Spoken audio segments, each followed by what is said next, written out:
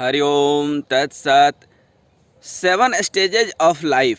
ये जीवन 7 सीढ़ी से चढ़ करके अपने जो है लक्ष्य तक पहुंचा जा सकता है। जीवन में 7 ही सीढ़ी है, 8वां सीढ़ी कुछ नहीं है।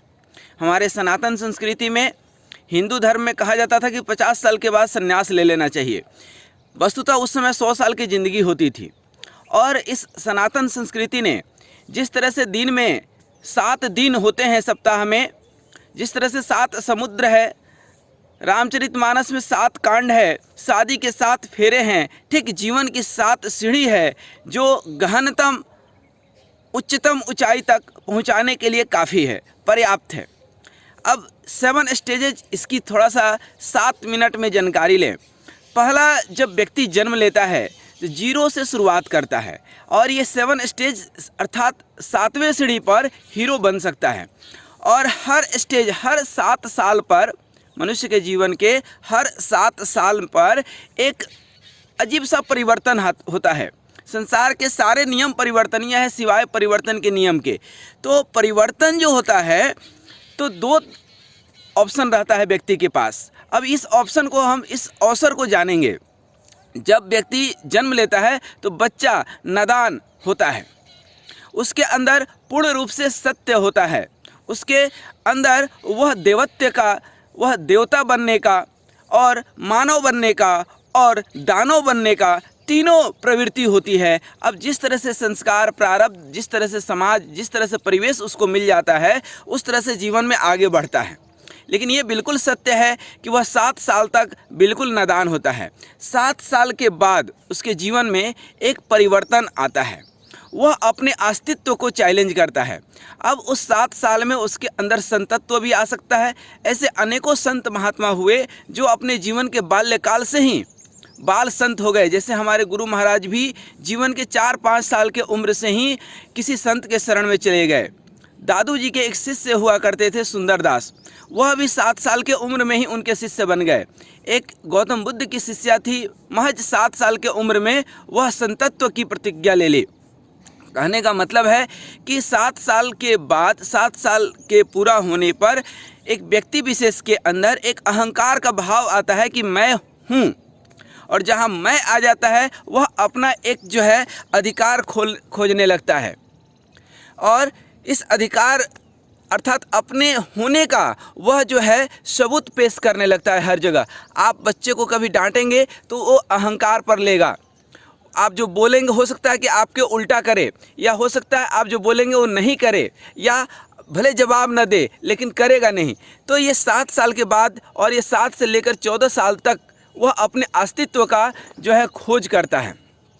इस 14 साल पर फिर एक परिवर्तन होता है। अब इस 7 साल पर क्या परिवर्तन होना था कि यदि उसको किसी संत का, किसी शास्त्र का सानिध्य मिल जाता तो वह जो है उसके अंदर संतत्व भी आ जाता, अहंकार शून्य हो जाता, विचार शून्य हो सकता था और वह संत बन सकता था। लेकिन ऐसा न हो करके उसके अंदर अहंकार आता है और धीरे धीरे अपने अस्तित्व की खोज करता है, अपने वर्चस्व की खोज करता है। और 14 साल के आने के बाद उसके जीवन में फिर एक परिवर्तन आता है और वह होता है काम वासना। धीरे धीरे यही वह उम्र है जब जीवन में वासना प्रवेश करती है। अब यहाँ पर भी 2 द्वार हैं, या तो वो वासना को देख ले या उपासना कर ले। जीवन में दोनों ऑप्शन होते हैं उसके पास। प्रायः होता यही है कि वह वासना की तरफ आगे बढ़ जाता है संसार में, और वह जो है खोजने लगेगा लड़की लड़का को, लड़का लड़की को। धीरे धीरे जो है उपद्रव अंदर शुरू होता है, किसी के साथ की ज़रूरत धीरे धीरे महसूस होने लगती है। और 21 साल में थोड़ा सा ये वासना और ऊपर बढ़ जाता है, और 21 साल में वह जो है धीरे धीरे महत्वाकांक्षा की ओर आगे बढ़ जाता है। और फिर यह 28 साल में काम वासना अपने चरम अवस्था पर होती है, और साथ साथ उसकी कामना अर्थात महत्वाकांक्षा बहुत ऊंचाई पर चढ़ जाती है। ये प्रतियोगिता का जो है युग है, वह प्रतियोगी होने लगता है। हम दूसरे से कैसे आगे बढ़ें, चाहे प्रेम से, छल से, बल से, कल से, जैसे भी आगे बढ़ सकते हो, वह आगे बढ़ने के लिए निरंतर प्रयास करता है। तो ये हो जाता है 28 साल की उम्र में। 28 साल की उम्र में ही जो है जीवन में ये चरम अवस्था पे होती है वासना, कुछ प्राप्त करने की, कुछ योग्य बनने की। एक अंधी जो है उसके दिमाग में तथाकथित कुछ मोटिवेशनल स्पीकर, रोटी सेकने वाले लोग एक दिमाग में भर देते हैं कि परिश्रम से ही सब कुछ मिलता है, संघर्ष से ही सब कुछ मिलता है, जो पूरी तरह से मेरे समझ से गलत है। फिर भी वह संघर्ष करना सीख जाता है और 28 साल की उम्र में तो अति संघर्ष करता है।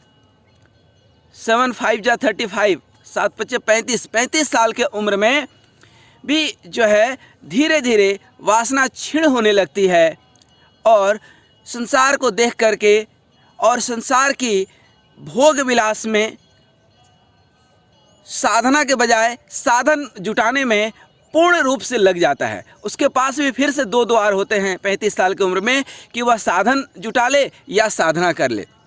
साधना तो नहीं करता है लेकिन साधन करने लगता है।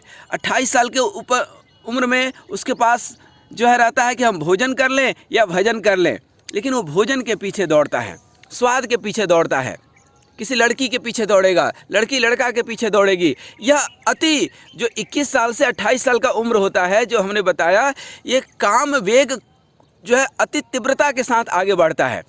उसके बाद जब 35 साल में दुनिया में वासना तो धीरे धीरे अपने जगह पर गिरने लगेगी, लेकिन उस दुनिया को देखा देखी उसके अंदर समा जाता है और 7 6 जा 42, 7 चक्के 42। अब छठा स्टेज में देखें, छठे सीढ़ी में देखें तो 42 के उम्र में, 42 साल के उम्र में वासना धीरे धीरे गिरने लगती है। स्त्री का जो है पुरुष के प्रति आकर्षण घटने लगेगा। जो 21 साल में अपने चरम पर था, 28 साल में अति चरम पर था, वह धीरे धीरे वासना गिरने लगती है। इच्छा नहीं होती है, पति को इच्छा होगी पत्नी को नहीं, पत्नी को होगी पति को नहीं होगी। और ये जो गुप्त रोग वाले डॉक्टर्स हैं, आप जाएंगे तो 99% मैं आपको बताता हूँ कि ये 42 साल से ऊपर वाले ही रहते हैं, क्योंकि इच्छा मर चुकी होती है। अब फिर एक इनका द्वार आता है कि हम किस तरह से हम जो है भगवान को पालें। फिर से एक उपासना का द्वार खुलता है, एक स्वर्ग का द्वार खुलता है और एक नरक का द्वार खुलता है। भगवान फिर से एक सूचना देते हैं कि या तो मेरे पास आ जाओ, मेरे पास भजन कर लो, या जो ये ऊर्जा क्षीण हो रही है शरीर की, इस ऊर्जा को बढ़ाने के लिए किसी डॉक्टर के पास चले जाओ। अब यह जो है संसार में दो तरह के व्यक्ति हैं। एक जो इस स्टेज तक 6 द्वार जो है किसी तरह से गंवा चुके हैं, उनके पास एक और जो है उम्मीद जगती है, हम भगवान का पूजा पाठ कर ले। लेकिन संसार के अनेकों व्यक्ति अपनी उस ऊर्जा को बढ़ाने में लग जाते हैं।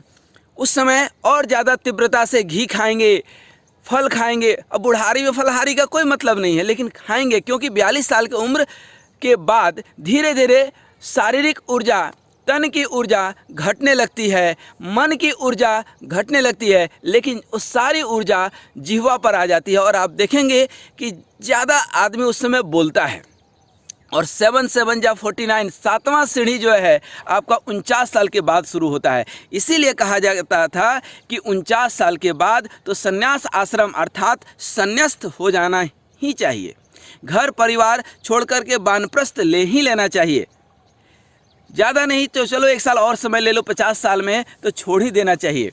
और जब आप 50 साल के बाद संतत्व चले जाते हैं, एक संत बनने की वानप्रस्थ आश्रम स्वीकार कर लेते हैं, तो आपका जीवन थोड़ा सा सुखमय हो जाता है। लेकिन यदि उसके बाद भी आप इस संसार में लगे रह जाते हैं, क्योंकि अभी तक तो जो गलती करना था, जो करना था आपने कर दिया, लेकिन उसके बाद भी यदि उसमें लगे रह गए, धन कमाने में, परिग्रह में, क्योंकि 49 साल के बाद आपको परिग्रह नहीं, अपरिग्रह, धन कमाना नहीं, त्याग का एक मौका आता है कि आप अब त्यागें, अब जीवन से विश्राम लें। जीवन में बहुत काम कर लिए, अब आराम करें, अब राम का नाम लें। लेकिन व्यक्ति अभी भी उलझ जाता है।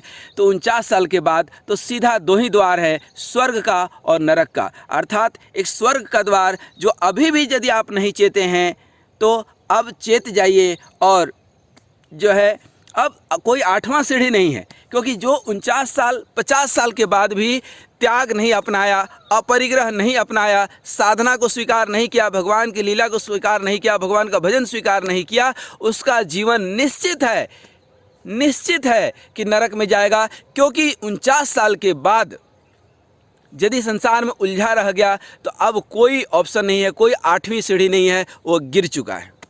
तो हमने आज जीवन की 7 सीढ़ी बताए। हर 7 साल पर इस शरीर में प्राकृतिक नियम के तहत कुछ परिवर्तन होते हैं और इस प्रकृति के अनुसार ही चीज़ें स्वीकार करते जाएं।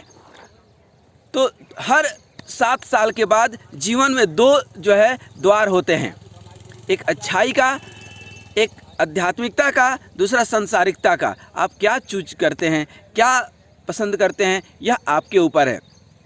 गौतम बुद्ध जैसे व्यक्ति, दादू जैसे व्यक्ति, हमारे गुरु महाराज शैलेंद्र श्री कृष्ण जैसे व्यक्ति और अनेकों ऐसे संत हुए जिन्होंने उस जीवन को उस तरह से परिवर्तित किया। किस तरह से?